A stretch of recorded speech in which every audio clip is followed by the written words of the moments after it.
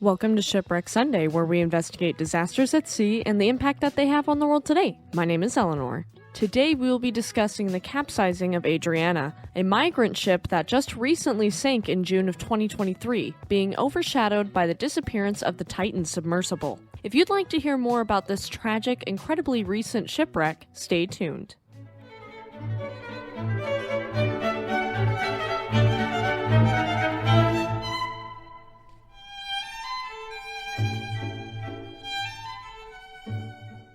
Quick disclaimer for our younger audience before we dive in. This story does include details of a maritime disaster resulting in the loss of a vessel, political upheaval, assassination, and death that may be disturbing to some audiences. Viewer discretion is advised for those under the age of 13. Please keep in mind that I'm not a mariner or expert in the field of maritime history, but I've done my research. Please also keep in mind that this event was quite recent, and if the information is updated further down the road, we will revisit this incident. Okay everyone, let's get into it. Alright, so we need to set the scene a bit before we really dive into this ship sinking. If you didn't know, since 2011, the Libyan crisis has been an ever-present humanitarian crisis and political military instability in Libya. This began with the Arab Spring protests of 2011, leading into a civil war, foreign military intervention, and the ousting and assassination of the brotherly leader of the Great Socialist People's Libyan Arab Jamahiriya, Muammar Gaddafi. The aftermath of the civil war, as well as the proliferation of armed groups, has led to continued violence and instability in Libya, erupting into a renewed civil war 3 years later in 2014. There has been tens of thousands of deaths as a result of the Libyan crisis since 2011, and during both civil wars, Libya's economically crucial oil industry collapsed partially due to most facilities being blockaded or damaged by rival groups. Libya is one of the most oil-rich countries in Africa, so the fact their oil reserves have been reduced so drastically is surprising. As of October 23, 2020, the opposing parties signed a permanent ceasefire, though this has not resolved the humanitarian crisis facing the civilians living in Libya.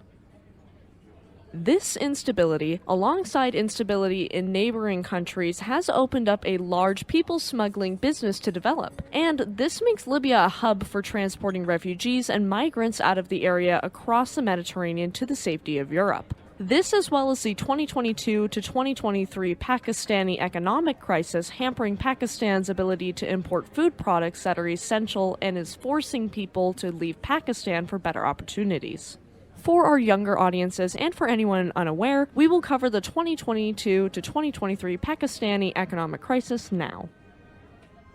Many of us are familiar with the economic challenges facing the world since the COVID-19 pandemic shutdown affected so many people and changed the way we live life forever. No matter what country you live in or your political affiliation, life is completely different economically and many are struggling. This is the same in Pakistan.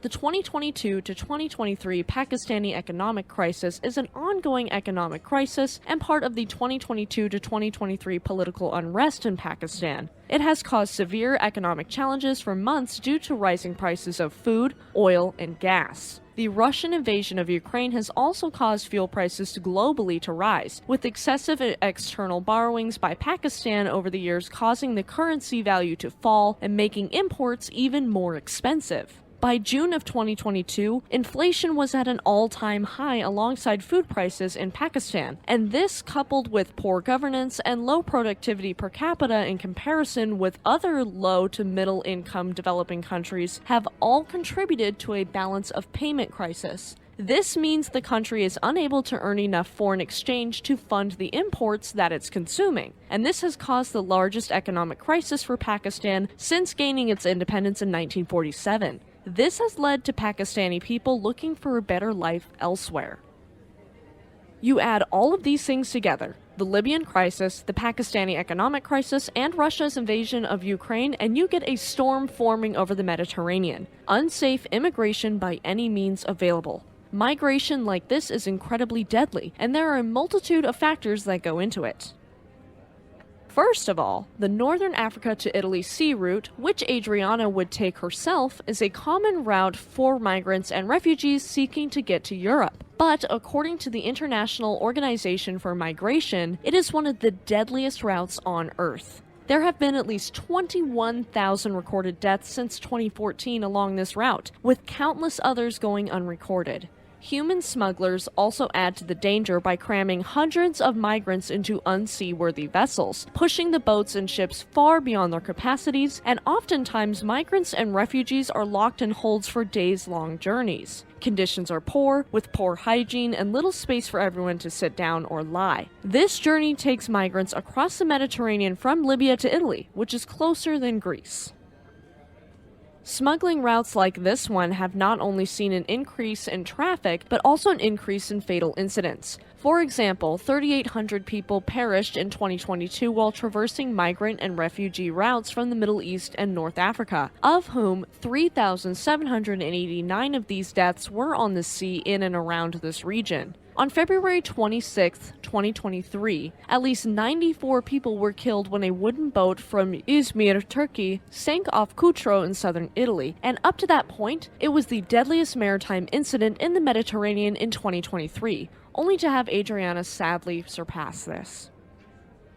Now we are going to get into Adriana. There are no real specs available for her other than that she was a small fishing trawler around 20 to 30 meters or 66 to 98 feet in length. A trawler, for anyone who is not familiar with the term, is a fishing boat used for trawling. Trawling is a method of fishing that involves actively pulling or dragging a trawl or a fishing net pulled along the bottom of the sea or in midwater at specific depths through the water behind one or more trawlers. So this boat was meant for fishing, not rescuing people. And by the looks of her, she didn't appear to be regularly maintained. The following information is pulled from multiple sources, and if it changes further along the line, I'll do a follow-up video. Adriana departed Tobruk, Libya, south of the Greek island of Crete, on June 10, 2023. On board were an excessive amount of people, estimated at upward of 750 people, according to Alarm Phone, a European rescue support charity that claimed to have received a distress call from Adriana, though this is still a bit fuzzy. The International Organization for Migration, or IOM, has estimated there were around 400 on board. The deputy mayor of Kalamata, Greece, Ioannis Zafiropoulos, stated there were over 500, though I'm unsure of where this estimate came from. From Tobruk, she was to head for Italy, though she'd never make it.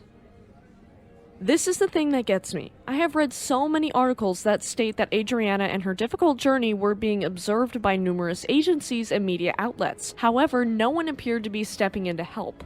On June 13, 2023, the Italian Coast Guard alerted Greek authorities and Frontex, the European Union Border Protection Agency, of an oncoming vessel in distress. Particularly, the Italians made note of and informed the Greeks of Adriana's peculiar movements in the sea, and the Greek Coast Guard said that Frontex aircraft and 2 merchant ships detected the vessel approaching north at high speeds, which prompted the dispatch of more aircraft and watercraft. According to the Greek Coast Guard, offers for aid were made but vehemently refused. I don't know if I believe that, but that's their story, and they're sticking to it.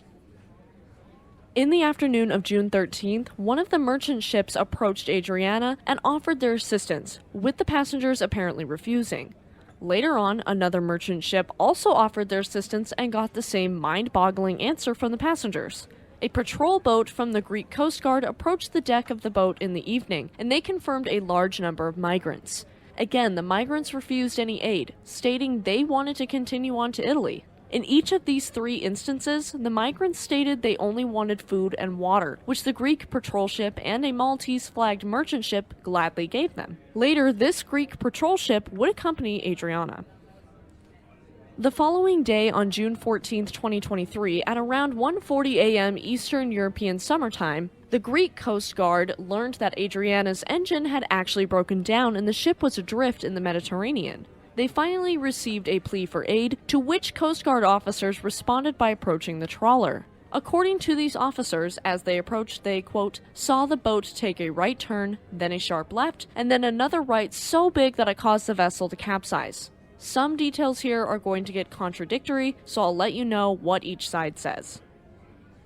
According to a later statement by the Greek Coast Guard, they'd used one rope to assess the situation 2 hours before the ship capsized, which seems a little contradictory to their previous statement, but I digress. Around 10 to 15 minutes after the ship capsized, Adriana was swallowed up by the Ionian Sea, an elongated bay of the Mediterranean Sea, sinking down to the bottom. This area of the Mediterranean averages around 13,000 to 17,000 feet deep, or 4,000 to 5,200 meters deep. For perspective, the North Atlantic where Titanic rests is only about 12,500 feet deep, so this is seriously far down.